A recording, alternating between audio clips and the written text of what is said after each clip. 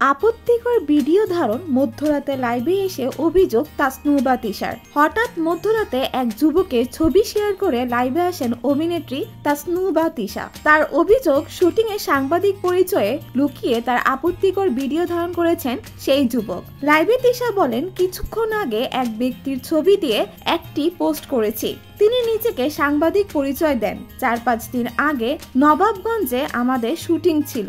বাপ্পি খানের পরিচালনায় একটি নাটক করছিলাম। সেখানে অনেক সাংবাদিক এসেছিলেন। আমার ও আমার সহশিল্পী আরশ খানের সাক্ষাৎকার নেন। সেখানে উনি ছিলেন। আমি ভেবেছিলাম তিনি সাংবাদিক, কিন্তু এই লোক সাংবাদিক তো দূরের কথা, তিনি আদৌ মানুষ কিনা আমার সন্দেহ। কারণ তিনি লুকিয়ে বিভিন্ন অভিনেত্রীদের আপত্তিকর ভিডিও ধারণ করেন, যেটা আমারও করেছেন। সেটির ভিউ 2 মিলিয়ন ছাড়িয়ে গেছে।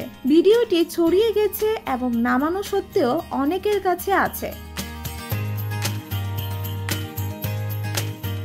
অভিযোগ তুলে তিনি বলেন, আউটডোর শুটিং এ আমরা যারা অভিনেতা অভিনেত্রী, আমাদের লেভেল পড়ার আলাদা কোনো জায়গা থাকে না, নিজেদের মতো করে পড়তে হয়। আমি খোলা মাঠে শুটিং করছিলাম, সামনে সাংবাদিকরা ছিলেন। ভেবেছিলাম সাংবাদিক ভাইয়েরা কখনো এমন কাজ করবেন না, তাই আমার মতো করে লেভেল পড়ছিলাম এবং ঠিক করছিলাম।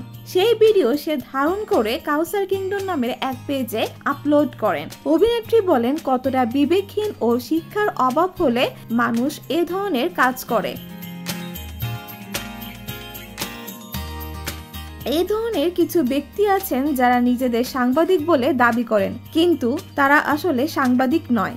একজন অভিনেত্রী হিসেবে আমি এই লোকের বিরুদ্ধে অবশ্যই অ্যাকশন নেব। তিনি কোনো শুটিং স্পটের আশেপাশে যেন কখনো না আসেন। তাকে বয়কট করা উচিত। তিশা জানান, ওই যুবকের পেজে আরো অভিনেত্রীদের ভিডিও আছে। তিনি বলেন, হয়তো বলার সঙ্গে সঙ্গে আমার ভিডিও নামিয়ে দিয়েছে, কিন্তু তার পেজে শুধু আমি না, আরো অনেক অভিনেত্রীর ভিডিও আছে যেগুলো তিনি লুকিয়ে ধারণ করেছেন। সম্পূর্ণ ভিডিওটি দেখার জন্য সবাইকে অসংখ্য ধন্যবাদ। কথা এন্টারটেইনমেন্ট, সালমা জাহান।